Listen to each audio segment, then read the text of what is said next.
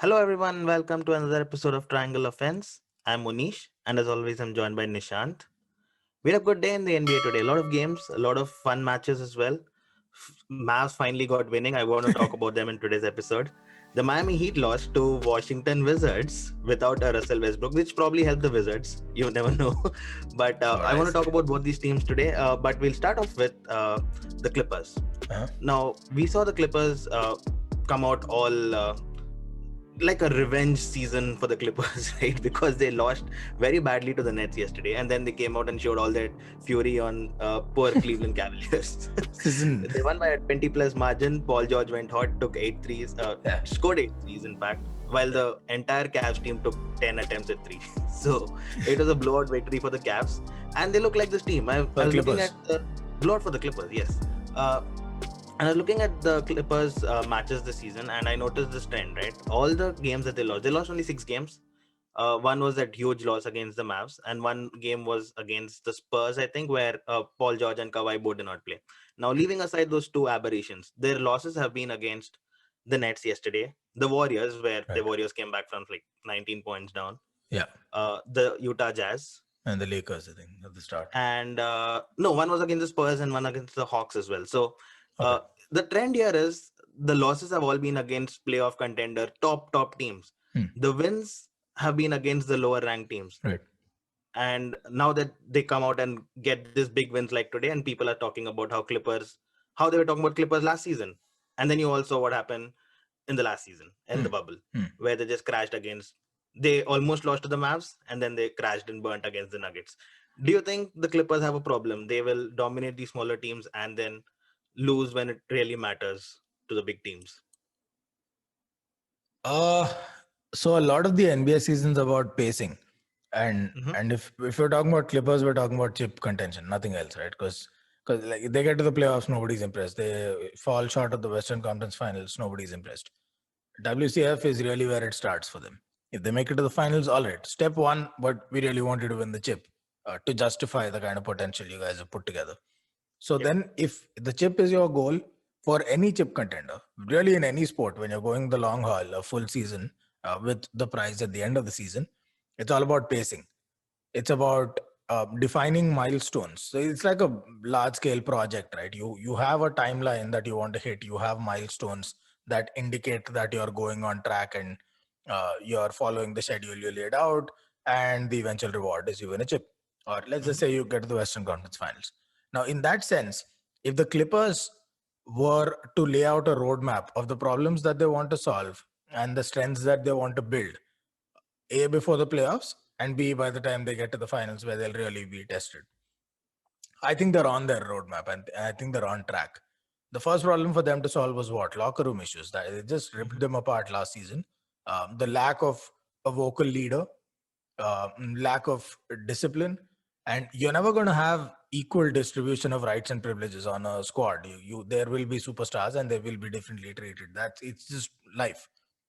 But I think what the players were looking for was equitable distribution. Like, it's fine for a Kawhi to make a certain level of money. It's fine for him to get extra bodyguards paid for by the club or a private helicopter or whatever else he gets.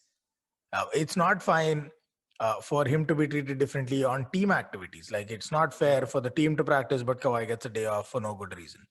If it's fitness, that's fine. So I think that was something they needed to iron out.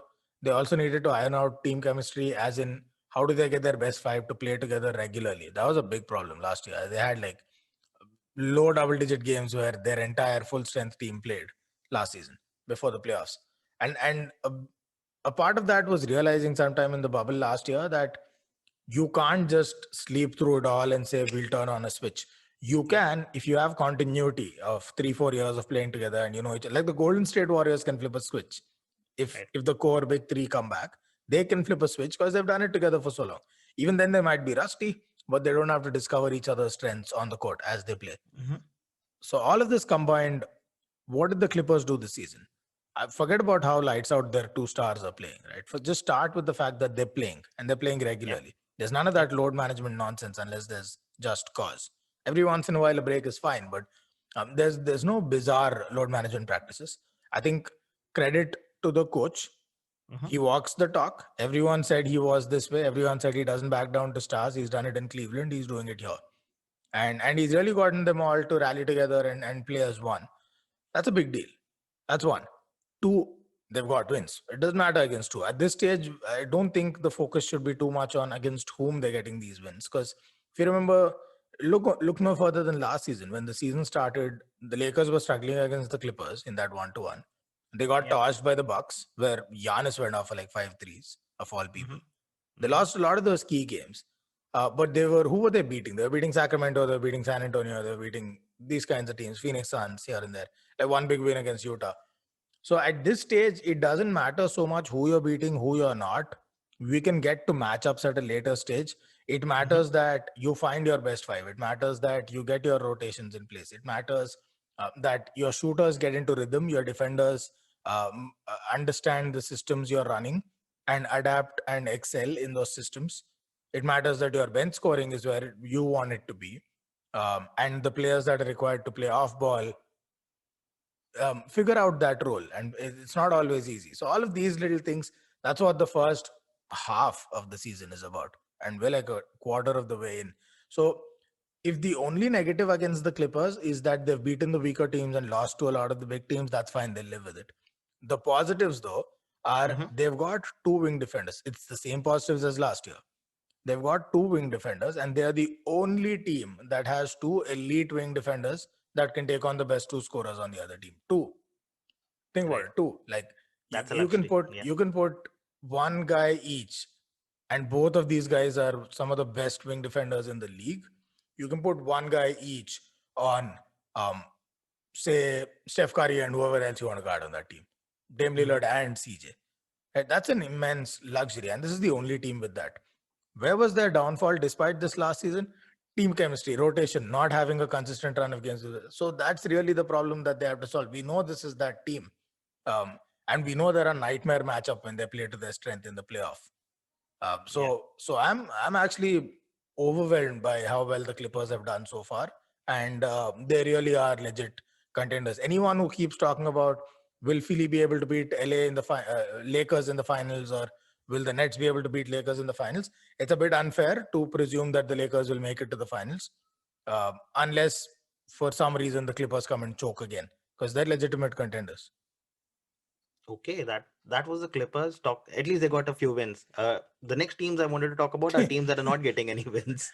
The Mavs and the Miami Heat, who are 13th in their respective conferences. The Mavs, to be fair, they got a win today against the Atlanta Hawks, but Miami lost against Washington Wizards. Now, my next question to you was, which of these teams have been more disappointing? What's up with the Mavs and the Heat, who were legit, at least second round playoff teams? That's a tough one, but I'd have to say the Mavs, and I know it's a little unconventional, but expectations are tempered, or should be tempered, by some sense of reality.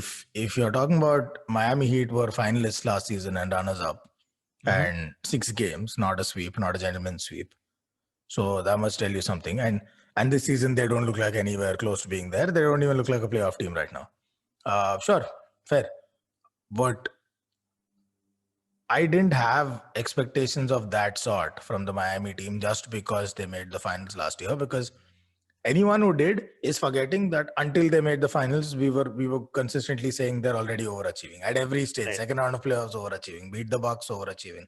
Made it out of the East, overachieving. So they did overachieve. Like, are we forgetting that part? So I'm not gonna, just because they made the finals, if they win, it's a different story. But just because they made the finals doesn't mean they guaranteed the finals the next time around. The history of the league is littered. Pre these super team eras, the league was littered with teams that would make the finals, lose the finals, and never see the finals again for a decade or more. Winners came back more often than not, but the losers hardly ever did, right? So it's not against the history of the league. Now, it's the Miami Heat is a young team. They had aging stars who performed exceptionally well last season, namely Dragic and Butler. But that was Dragic. You knew even last season this was a dying light. Like fitness-wise, he doesn't have that much more to offer, and he's going to fade. His brain's still there, but just physical ability is going to fade. Jimmy Butler seems to have some kind of fitness issues. He's on and off. He keeps coming back. and that also, again, he's not getting any younger. So the rest of them are young, like none hero. Most of these guys were first, second year stars who are still pretty much learning the ABCs of pro basketball at the highest level. So you're bound to see wild fluctuations in form and in mental readiness and fitness and all of that. So I'm not too fussed about the Heat. Yeah, it is still, I'd still expect them to be a playoff team at the very least. And maybe they may well will be, but right now they look far from it. Their shooting is off. The team's all over the place. That's the bizarre thing. Usually Miami, as a team, their discipline comes number one. Their work ethic's always there. And I'm sure they're putting in the effort, but the output is that they're a bit all over the place. And maybe some of the personnel losses have hurt them. Maybe some of the injury losses have hurt them. And once they get their team back, they get their shape back. But right now they're disappointing. Not nearly as disappointing as the Mavs. Because the Mavs had the MVP favorite. They had Porzingis back. Even with Porzingis back, they look shaky. They don't look anywhere close to their best. And I think maybe to an extent they're regretting the Seth Curry trade, because Josh Richardson, it's a trade that made sense. Josh Richardson is a better player overall, and he's a starter for them versus Seth Curry off the bench. Yep. But they've lost that shooting edge. I think they're the worst team in 3 shooting in the league. If not the worst, they're probably second if they've made any kind of improvement in one game. But they're rock bottom on 3 shooting. And largely, I would put that down to Luka Doncic being their biggest volume shooter and Luka Doncic being terrible from 3 this season. They don't. Now, normally the team's average would be better. Why? Because you're surrounded by better shooters and they bring the average up. They're not this season. They lost 2 good shooters, great shooters. The shooters that they have are in and out of the team. This team's suffering. And without Porzingis, they look absolutely clueless on defense. Kleber's the only guy that seems to even know the ABCs of defending. This was a team that gave the Clippers a run for their money last season, that we expected to make the second round at least of the playoffs, if not the conference finals, and get set up neatly for a chip run next season. They look far from it. I think last season they looked like a trade away from being chip contenders. Now they look like 2 trades removed from a chip contender minimum. 2 trades removed from a Western Conference Finals contender. So I'm a lot more disappointed with the Mavs than I am with the Heat, because I expected more from the Mavs than I did from the Heat. All right, that's fair. And I think they'll bounce back soon, given that Porzingis is back now, and Luka is kind of hitting some form after this initial early jitters where people are calling him unfit and all of that. He looks like the player he was last season. So things looking upside for Mavs, but the Heat definitely need something to work them up because they are going down. They need to pray, yes. The last team I want to talk to you about today was a team that is actually on the upside, Toronto Raptors. They've won 6 out of the last 10. Things are looking bright for them. I was about to say in Toronto, but I realized they're not in Toronto. But things are looking bright for them. With Fred VanVleet going off for 50 points, a franchise record for him. Lowry does his thing as always. Siakam looking like the player he was in their championship year. Finally, he went missing since the bubble started, and he looks like he's back. My question was, so Toronto, things looking bright for Toronto. Where do you expect them to finish? In the top 4 like they were supposed to at the start of the season? So let's look at the standings last. I think let that be an outcome of the variables that we're considering. One, first of all, and completely off topic, if DeMar DeRozan is paying attention to Fred VanVleet's performances, because a bunch of his records are falling. These were all DeRozan. He tweeted about it. Yeah. Oh, yes, great. Because I am looking for a response in the fantasy league. My team needs a lot of luck, much like the Miami Heat. All right, back to our topic. In continuation to what I said about the Denver Nuggets yesterday, and we kind of alluded to this a bit, right? There are 2 coaches I trust more than anyone else, with the exception of Frank Vogel in LA, to be fearless in making adjustments, changes, in questioning their own reality, questioning their understanding and their read of the situation, and just having zero fear in saying, okay, we got this entirely wrong, let's scrap it up, let's do it over. It's Coach Malone in Denver, and it's Nick Nurse in Toronto/Tampa. Tampa is a good place to be. Maybe that will change this weekend, but for now it's a good place to be. And they've had a ton of adjustments to make, because they lost a huge chunk of quality size. Let me say that, quality size, because you can get size Yeah. You can get a Taco Fall. He's not going to play like Yao Ming. True. So they lost Ibaka and they lost Marc Gasol. In them, they didn't just lose presence in the paint and under the rim on defense and some kind of offense. They also lost essentially two spacing monsters who just make it so tough to defend because they can go to the perimeter, stretch your big, and then shoot pretty effectively from there if you get them a good look. And they can set up screens there. There's so much dynamism that brings to the offense, even if they don't always end up scoring. So they lost all of that. Then they had what seemed to be disciplinary issues with Siakam. Then they had Lowry, who appeared to be aging. Maybe he's lost a bit of that edge. And then they had Fred VanVleet, fresh off of a new contract, still finding his feet. Maybe the expectations of that new contract were heavy on him. Anunoby is still, getting used to life in the starting lineup in Toronto, in the league, in Tampa, whatever. So a ton of stuff for the coach to do, right? Work cut out there. Yes, the players are accountable to deliver, but this was really a coaching conundrum. How do you put these players in positions where they can deliver? How do you work with them to give them what they need, to free them, and so they can go and perform? The Siakam issues seem to be sorted out. I think he's been great so far. Whatever the numbers say, his effort, his commitment to doing whatever it takes for the team, and really the strength that everyone plays for the team, mission greater than the player, that's shining through now, and the results speak for it. Fred VanVleet's career night and all these will come and go, but the fact that they're defending again as a team, and they're able to score is great. The only drawback right now for them is their defense isn't bad, but their offense is nothing to write home about. Even with all of these incredible performances, as a team, they're still not putting enough points on the board. Their bench scoring is woeful. Their starting lineup is on and off. Their scoring isn't as distributed as it was last season, and if whenever it is, it's not quite enough volume.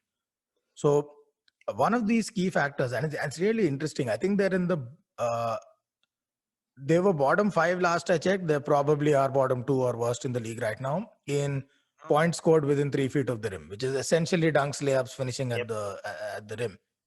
That's quite telling. That's really telling, because essentially what that means is you've lost Ibaka and Marc Gasol. That's all that stat tells me. So that's a big blow to their offense, because their mid-range and outside shooting can still improve, but having almost zero paint scoring, which is often a go-to zone in the playoffs, and really your low-hanging fruit on several plays to get buckets, that's a problem they'll have to overcome. And I'm not very confident they'll do a great job of overcoming it because of the personnel that they have. What did we say in the playoffs last season? They realized these guys are not shooting very well. The percentage is going to be low. So they're going to compensate. They're saying, okay, if we're not going to hit 50% of our shots, we're converting 40%. So let's just jack up 25% more shots. Don't waste the shot clock. Just get shots up volume. That's what they did in the playoffs. Which basically tells you it's not a new thing that their shooting hasn't been spectacular. And then they've lost paint scoring. That's a problem. It'll take a lot to overcome this. Their best option here is to keep improving and doubling down on their defense. Kind of like what the Lakers are doing. The Lakers offense isn't great right now. Like net points, their offense is nothing special. It's rank average in the league. But their defense is best in class. They're restricting teams and holding them down to their second unit defends almost as well as their first unit, right? And that's how they're racking up whatever wins they are.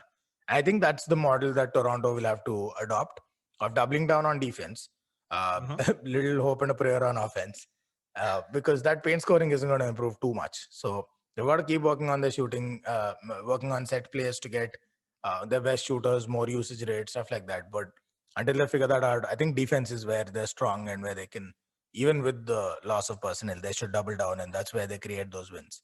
Top 4 is going to be a stretch as a result. I think realistic ambition should be get to the playoffs this season and continue building.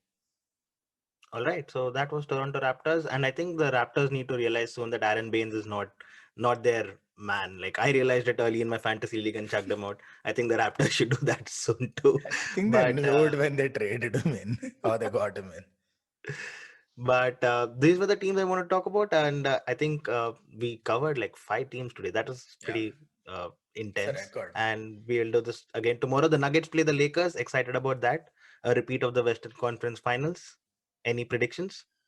Yeah, Lakers in 5. In 5 Sorry, what? old habits die hard. Sorry. I'll be happy. I don't care if the Lakers win or lose. It's too early in the season. The only thing I'm looking forward to is can we please have the real AD back? If he plays like AD, I'm good. Win, lose, nobody cares. All right, so we'll see how that works out for you and for AD. And there's no Mason Plumlee, so I don't know if he's motivated Going to by get seeing free him. for the game-winning shot. Yeah, that's a problem. Yep. All right then. That's all for today. I'll catch you tomorrow. All right, just Bye.